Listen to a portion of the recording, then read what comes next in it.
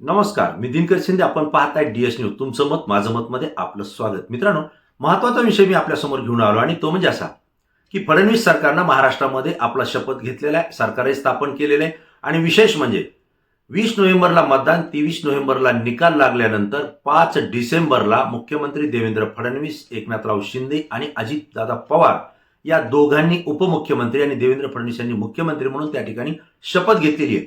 परंतु मंत्रिमंडळ विस्ताराला त्यांना खूप वेळ लागला आणि त्यानंतर 15 डिसेंबरला मंत्रिमंडळाचा त्या ठिकाणी शपथविधी झालेला आहे आणि या ठिकाणी 39 मंत्र्यांनी आपली शपथही घेतलेली आहे. अद्यापही त्यांना विभाग देण्यात आलेले नाही. ही जरी स्थिती असली तरी देवेंद्र फडणवीस मुख्यमंत्री झाल्यानंतर आमचं सरकार सामान्यांसाठी असेल, कडक कारवाई करणारा असेल आणि सुरक्षितता देणारा असेल असंही त्यांनी सांगितलं होतं. परंतु परिस्थिती अशी झाली आहे की मंत्रिमंडळाचा विस्तार होऊन अवघे 5ही दिवस उलटले नाहीत कीच देवेंद्र फडणवीस यांच्या मंत्रिमंडळातला एक मंत्री हा अडचणीत आलेला आहे. कदाचित त्यांचं मंत्रिपद सुद्धा जाईल अशी स्थिती या ठिकाणी निर्माण झालेली आहे. होय, बीड जिल्ह्यातल्या मसाजोगचे सरपंच संतोष देशमुख यांची जी हत्या झालेली आहे ही अत्यंत निर्घुणपणे हत्या झालेली आहे. निर्दयीपणे त्यांचा खून त्या ठिकाणी करण्यात आलेला आहे. कुठलाही दोष नसताना आज त्यांची हत्या त्या ठिकाणी करण्यात आलेली आहे. विशेष म्हणजे संतोष देशमुख हे भारतीय जनता पार्टीचे कार्यकर्ते होते, सरपंच होते. 15 वर्षापासून ते मस्साजोगचे सरपंच म्हणून त्या ठिकाणी काम करतायत. ते अत्यंत लोकप्रिय आहेत आणि त्यांची त्या ठिकाणी हत्या करण्यात आलेली आहे. ही हत्या ज्यांनी केली, ज्या आरोपींचे नाव समोर आलेले आहेत, हे सगळे आरोपी राष्ट्रवादी काँग्रेस अजित पवार गटाचे नेते आणि मंत्री असलेले धनंजय मुंडे यांच्याशी संलग्न आहेत, त्यांचे ते कार्यकर्ते आहेत असं स्पष्टपणे या ठिकाणी बोललं जातंय. त्यासोबतच यामध्ये खंडणी प्रकरणामध्ये एक आरोपी अटक झालेला आहे. विष्णू चाटे हे राष्ट्रवादी काँग्रेस अजित पवार गटाचे तालुका अध्यक्ष आहेत, त्यांचंही यामध्ये नाव आहे. विशेष म्हणजे या सगळ्या घटना घडत असताना विधानसभेचं अधिवेशन झालंय आणि या विधानसभेच्या अधिवेशनामध्ये भारतीय जनता पार्टीचे आमदार सुरेश धस यांनी हा मुद्दा विधानसभेमध्ये त्या ठिकाणी लावून धरलेला आहे. विधानसभा त्यांनी गाजवलेली आहे आणि स्पष्टपणे त्यांनी सांगितलंय की भारतीय जनता पार्टीचे सरपंच संतोष देशमुख यांची जी हत्या झाली त्या हत्येचे जे आरोपी आहेत हे खंडणी प्रकरणातून त्या ठिकाणी ती हत्या झालेली आहे आणि ते खंडणीचे आरोपी आणि हत्या करणारे आरोपी यांचा एकमेकांशी संबंध आहे आणि या आरोपींच्या पाठीमागं वाल्मिक कराड हेच मास्टर माइंड आहेत असंही सुरेश धस या ठिकाणी आपल्या बोलण्यातून बोलतायत. त्यानंतर संदीप क्षीरसागर आमदार राष्ट्रवादी काँग्रेस अजित पवार गटाचेच आहेत, ते शरद पवार गटाचे आहेत, तेही या ठिकाणी स्पष्टपणे सांगतायत.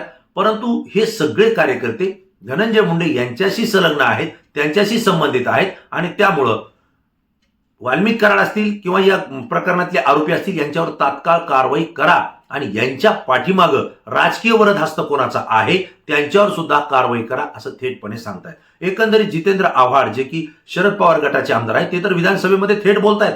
धनंजय मुंडे यांचंही ते नाव घेतायत, त्यांनाही मंत्री करू नका असंही सांगतायत, मंत्रिपदावरून त्यांचा राजीनामा घ्या असंही बोलतायत. विशेष म्हणजे मस्साजोग असेल, बीड जिल्हा असेल किंवा ज्या ठिकाणी ही हत्या झाली त्या ठिकाणच्या लोकांचा ज्यावेळेस आपण विचार करतो, त्यांच्याशी ज्यावेळेस चर्चा करतो त्यावेळेस त्या सगळ्यांचं मत असं आहे की या घटनेमध्ये राष्ट्रवादी काँग्रेसचे कार्यकर्ते सहभागी आहेत. त्यासोबतच राष्ट्रवादी काँग्रेसचे मंत्री असलेले धनंजय मुंडे यांच्याशी ते संबंधित आहेत. त्यामुळे धनंजय मुंडे यांना मंत्रिपद देऊ नये अशी मागणी या ठिकाणी विद्यमान आमदार, सत्ताधारी आमदार आणि विरोधी पक्षाचे आमदारही करत होते. परंतु तरी सुद्धा अजित पवार यांनी धनंजय मुंडे यांना मंत्रिपद दिलेले.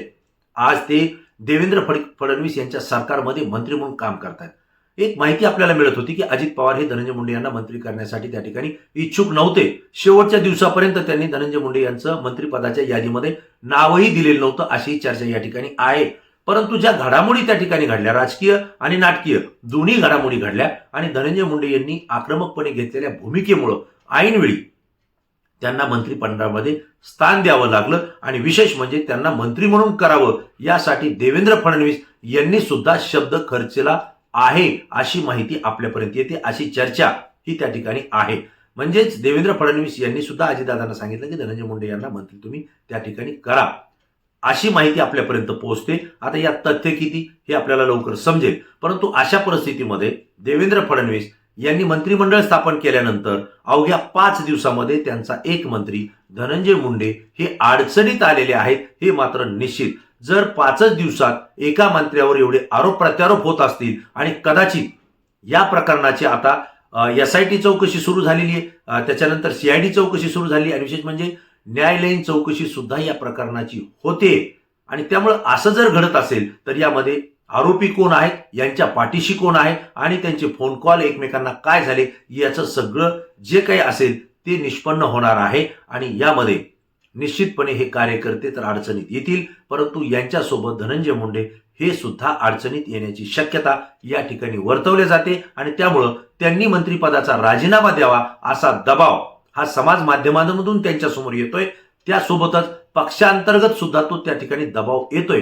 भारतीय जनता पार्टीच्या वरिष्ठ नेत्यांपासून सुद्धा देवेंद्र फडणवीस यांच्यावर सुद्धा दबाव येतोय की मंत्रिमंडळ क्लीन मंत्रिमंडळ म्हणून आपण केलं होतं, त्यामध्ये भ्रष्टाचाराचे आरोप असलेले वेगवेगळे गुन्हे दाखल झालेले असे आमदार आणि विद्यमान मंत्री यांना सुद्धा मंत्रिमंडळामध्ये स्थान देण्यात आलेलं नाही. असं असताना एका मंत्र्यावर आणि त्यांच्या कार्यकर्त्यावर अशा पद्धतीचे आरोप होत असतील आणि हे प्रकरण आपल्या अंगलट येत असेल, भविष्यात आपल्याला काम कसं करायचं हा प्रश्न जर निर्माण होत असेल तर ते मंत्रिपद काढून घेतलेलं बरं अशी चर्चा भारतीय जनता पार्टीच्या वरिष्ठ नेत्यांमध्ये आणि महायुतीच्या नेत्यांमध्ये सुद्धा अंतर्गत त्या ठिकाणी होताना दिसते.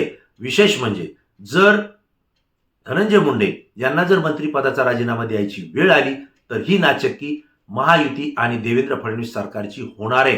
कारण 5 दिवसामध्ये तुमच्या एका मंत्र्यावर आरोप होत आहेत आणि तेही आरोप होत असताना विधानसभेमध्ये स्वतःच्याच पक्षातले आमदार विरोध करतायत, आमदार त्याविषयी आक्षेप नोंदवतायत, ते त्या ठिकाणी शंका उपस्थित करतायत आणि त्यासोबत विरोधी पक्षाचे आमदार सुद्धा प्रश्न उपस्थित करतायत. राष्ट्रवादी काँग्रेस अजित पवार गटाच्याही आमदारांनी आणि केज मतदारसंघाच्या ज्या आमदार आहेत नमिताताई मुंदडा यांनी सुद्धा या प्रश्नावर आवाज उचललेला आहे आणि आरोपींना तात्काळ अटक करा, याची खोलपर्यंत चौकशी करा अशी सुद्धा त्यांनी मागणी केली आहे. म्हणजे एकीकडे भारतीय जनता पार्टीचेच आमदार त्या ठिकाणी प्रश्न उपस्थित करतायत, दुसरीकडे अजित पवार राष्ट्रवादी गटाचेही आमदार विधानसभेमध्ये या प्रश्नावर आवाज उचलतायत, शरद पवार राष्ट्रवादी काँग्रेसचेही आमदार त्या ठिकाणी आवाज उचलतायत आणि शिवसेना उद्धव ठाकरे गटाचे विधान परिषदेचे विरोधी पक्षनेते अंबादास दानवे हे सुद्धा आक्रमकपणे या ठिकाणी आपली भूमिका मांडतायत. आमदार जितेंद्र आव्हाड आक्रमक भूमिका मांडतायत. त्यामुळं सरकारला याविषयी गंभीर स्वरूपात निर्णय घ्यावा लागेल, नसता जन आंदोलन या ठिकाणी बीड जिल्ह्यात उभा राहील आणि त्या जन आंदोलनाचे पडसाद संपूर्ण महाराष्ट्रभर उमटतील हे वेगळं सांगण्याची गरज नाही. कारण या प्रकरणामध्ये मनोज जरांगे पाटील यांनी सुद्धा दखल दिलेली आहे. ते सुद्धा या ठिकाणी मसाजोग या ठिकाणी जाऊन भेटून आलेले आहेत. कारण संतोष देशमुख हे मराठा समाजाचे आहेत, मराठा आरक्षण आंदोलनामध्ये ते सुद्धा सक्रिय सहभागी होते. त्यांची निर्गुणपणे हत्या झालेली आहे, समाज बांधवाची त्या ठिकाणी हत्या झालेली आहे, म्हणून जरांगे पाटील सुद्धा त्या ठिकाणी आक्रमक झालेले आहेत.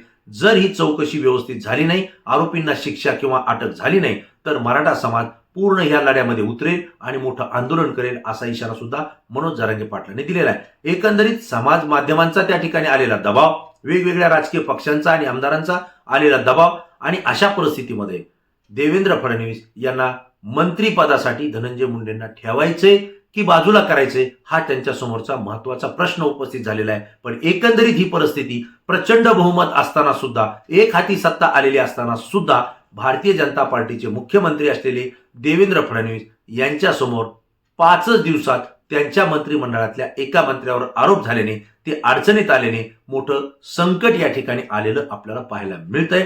ही सरकारची आणि महायुतीची नाचक्की होते का असा सुद्धा प्रश्न या ठिकाणी उपस्थित होतोय. मित्रांनो, जे प्रकरण, जी घटना आहे मी तुम्हाला या ठिकाणी सांगितलंय. अनेक मंत्र्यांवर आरोप तर एकनाथराव शिंदे यांच्या काळातच झालेले आहेत, म्हणून त्यांना या मंत्रिमंडळातून बाजूला ठेवले. 12 मंत्र्यांना बाजूला ठेवलंय. म्हणजे याचा अर्थ ते 12 मंत्री जे होते हे आक्षेपार्ह होते, कारण त्यांच्यावर गुन्हे दाखल होते, भ्रष्टाचाराचे आरोप होते आणि ते समाजानं त्यांना विरोध केलेले नेते होते. हे आता स्पष्ट झालंय, कारण त्यांना मंत्रिमंडळातून बाजूला ठेवलं गेलंय. परंतु आता सत्ता घेतल्यानंतर 5 दिवसात पुन्हा मंत्र्यांवर आरोप होतोय. याचा अर्थ काय समजायचा हे तुम्ही समजून घ्या. आणि आजही ज्यांच्यावर आरोप आहेत, भ्रष्टाचाराचे आहेत किंवा वेगवेगळे आहेत, त्यातले अनेक लोक मंत्रिमंडळात सुद्धा घेण्यात आलेले आहेत. हा विरोधकांनी या ठिकाणी आरोप केलेला आहे. मित्रांनो, तुम्हाला काय वाटतंय की देवेंद्र फडणवीस यांच्या एका मंत्र्यावर 5 दिवसात या ठिकाणी अशा पद्धतीचे आरोप झालेत, यामुळे देवेंद्र फडणवीस सरकार हे अडचणीत आलंय का? महायुती पुन्हा बदनामीकडे जाते का? आणि येणारा पुढचा 5 वर्षाचा काळ महायुती आणि देवेंद्र फडणवीस यांच्या सरकारला नेमका कसा असेल तुम्हाला काय वाटतं तात्काळ तुमचं उत्तर द्या, कारण तुमची प्रतिक्रिया आमच्यासाठी अत्यंत महत्त्वाची आहे, कारण ती संपूर्ण महाराष्ट्रातून असते आणि अत्यंत ती अभ्यासपूर्ण असते. मित्रांनो, जाता जाता एक विनंती करेन की DS न्यूज या यूट्यूब चॅनलला जर आपण सबस्क्राईब केलं नसेल तर तात्काळ सबस्क्राईब करा आणि व्हिडिओ माहिती आवडली असेल तर जास्तीत जास्त मित्रांना शेअर करा, व्हायरल करा. DS न्यूजला सुद्धा सहकार्य करा. पुन्हा नवीन विषय, नवीन मुद्दा घेऊन आपल्यासमोर येईल. तोपर्यंत धन्यवाद.